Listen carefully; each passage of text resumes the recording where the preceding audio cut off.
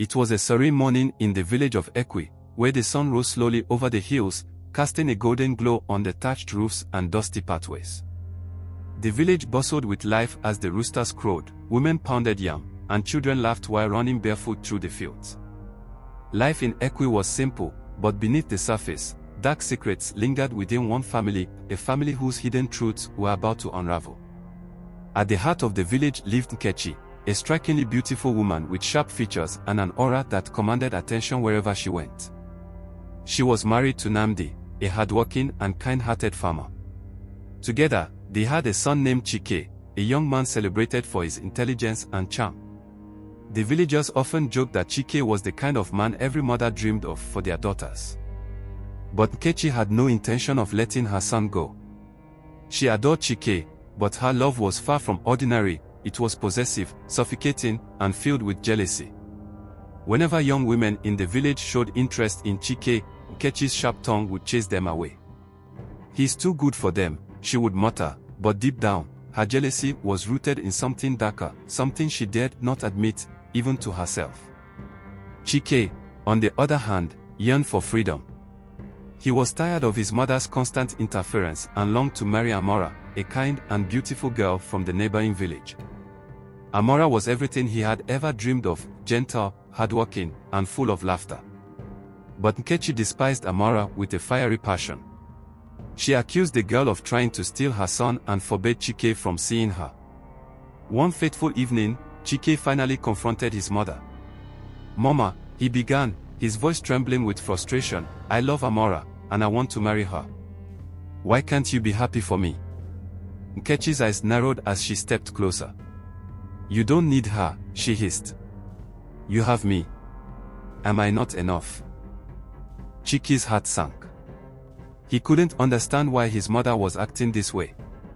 It felt unnatural, even wrong, but he didn't know how to fight her. As the days turned into weeks, Kechi's obsession grew worse.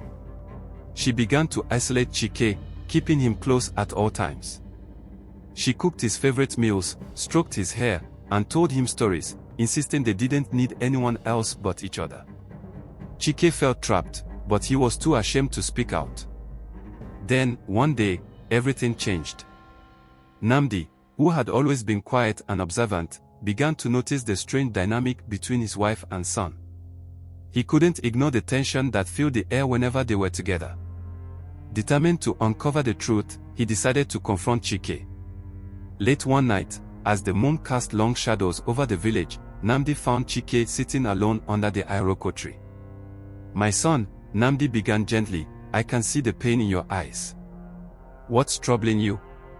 Tears welled up in Chike's eyes as he looked at his father. "Papa," he whispered, "I can't hold it in anymore. Mama, she doesn't want me to marry Amora. She says I don't need anyone else but her." Nnamdi's brow furrowed in confusion. "What do you mean, my son? A mother's love should never hold you back." Chike hesitated, but the burden of his secret was too heavy to bear. He confessed everything: Nkechi's possessiveness, her jealousy, and the unnatural bond that had spiraled out of control. Nnamdi was horrified. He couldn't believe what he was hearing. His wife, the woman he had loved and trusted, had betrayed him in the most unimaginable way. He knew he had to act quickly before the situation worsened. The next morning, Nnamdi called a meeting with the village elders under the shade of the ancient iroko tree.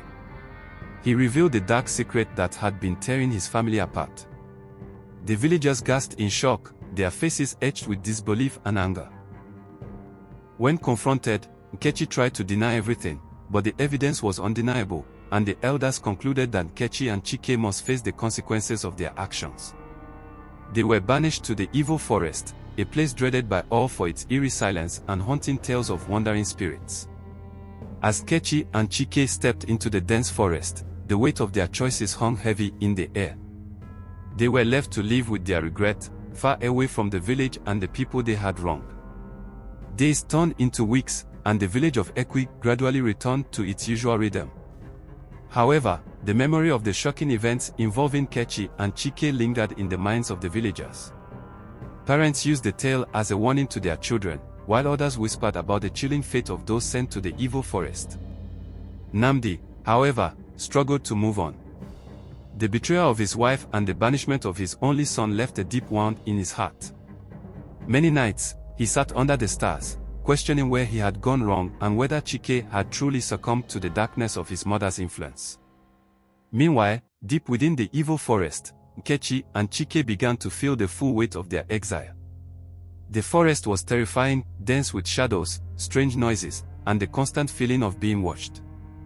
The tall trees stretched endlessly, blocking out sunlight and suffocating the air. At first, Kechi tried to pretend nothing had changed.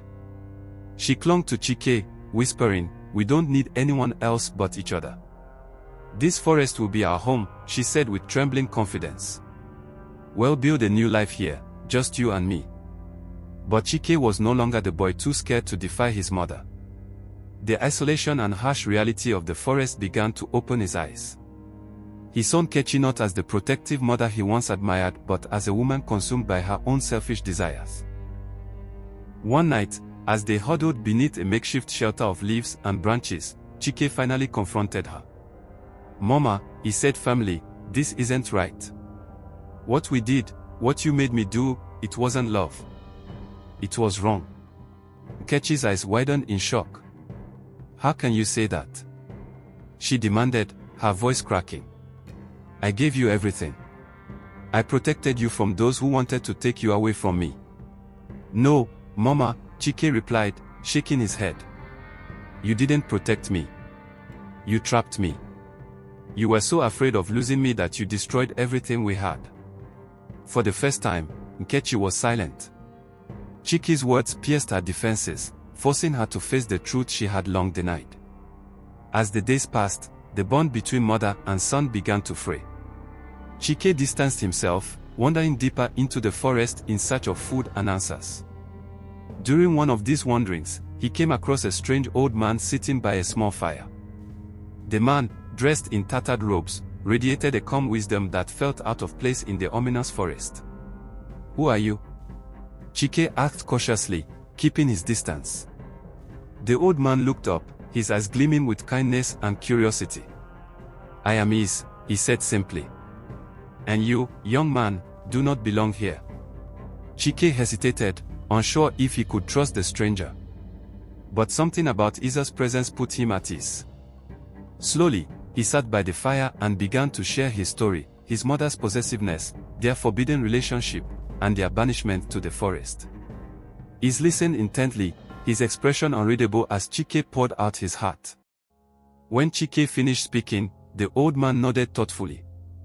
"The path you've walked is a dark one," he said, "but it's not too late to find redemption. You must free yourself from your mother's hold and seek forgiveness, not just from your father and your village, but from yourself." "How?" Chike asked, his voice tinged with desperation.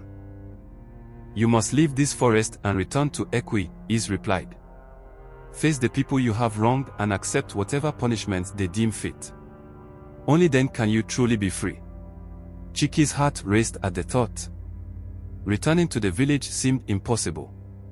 The shame, the anger of the villagers, how could he face it all? But Isa's words stayed with him. That night, as he sat by the fire with Kechi, he made a decision. "Mama," he said, his voice steady, "I am leaving the forest. I am going back to Ekwe to make things right." Kechi's eyes filled with fear and anger. "You can't leave me," she cried. "We are all we have left." "No, Mama," Chike replied firmly. "You have to face your own demons. I can't let you drag me down anymore." With that, Chike gathered what little he had and left the forest. Kechi's cries echoed behind him, but he didn't look back. When Chike returned to Ekwe, the villagers were stunned. Many were furious, demanding he be punished further for breaking the terms of his banishment. But others saw the pain and remorse in his eyes and urged the elders to hear his plea. Standing before the council of elders, Chike bowed his head. "I have come to ask for forgiveness," he said. "What I did was wrong, and I take full responsibility for my actions.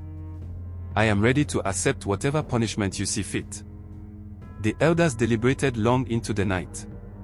Finally, They decided that Chike would be allowed to stay in the village, but only if he dedicated his life to serving the community. He would work to rebuild trust and prove that he had truly changed. Chike accepted their judgment without hesitation.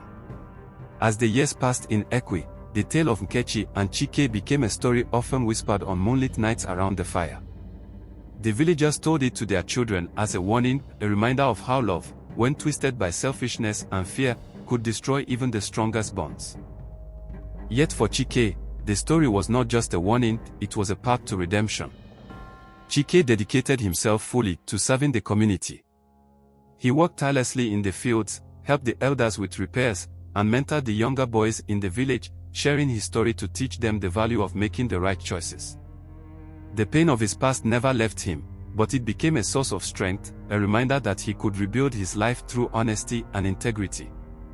One day, while working on the village's water well, Chike noticed a familiar figure walking toward him. It was Amora, the woman he had once dreamed of marrying. She had grown even more beautiful with time, her soft smile now accompanied by an air of wisdom and grace.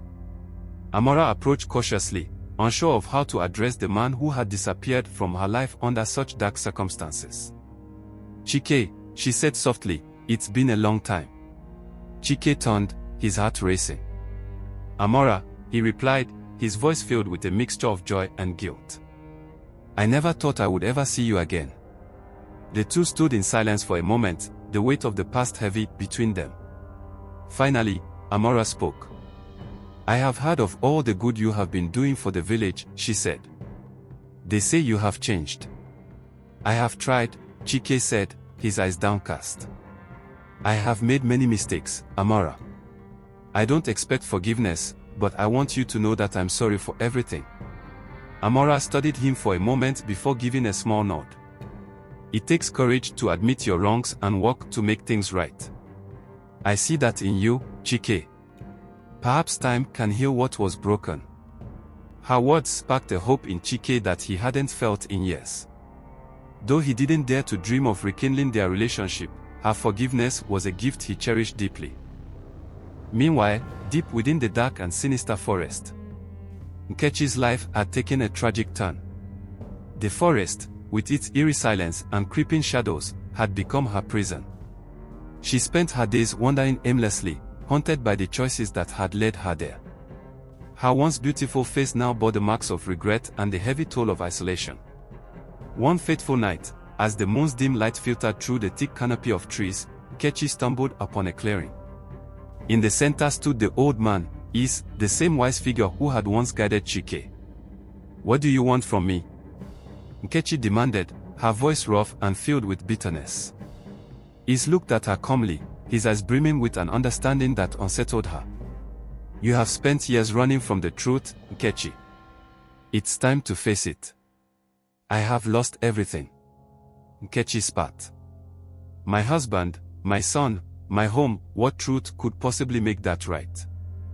"The truth that love cannot be forced," replied gently. "Your love for your son was poisoned by fear and control. Until you admit your fault and seek forgiveness, you will remain lost, not just in this forest, but within yourself." Nkechi sank to her knees, the weight of Isa's words crushing her spirit. For the first time in years, tears streamed down her face. She wept for the pain she had caused, the lives she had ruined, and the family she had lost. "Can I ever be forgiven?" she whispered. "That depends on you," replied. "Forgiveness begins with humility and the courage to change." The following morning, Kechi began the long journey out of the forest and back to Ekwe. When she arrived at the village gates, her appearance shocked the villagers. She was unrecognizable, frail, weathered, and humbled by years of suffering. Word of her return spread quickly, and soon a crowd gathered. Chike stood at the front, his expression a mix of shock and apprehension. Kechi knelt before them, her head bowed. "I have no right to ask for your forgiveness," she said, her voice trembling. "But I am here to take responsibility for the pain I caused. I was blinded by my fears and selfishness, and I hurt the people I loved most." For a moment, silence hung over the crowd. Then, stepped forward, his eyes softening. "Nkechi," he said quietly, Your actions brought us great pain, but you weren't the only one who suffered. We all carry the scars of those days. Chike hesitated before stepping forward as well. Mama, he said, his voice thick with emotion, I have spent years trying to move past what happened.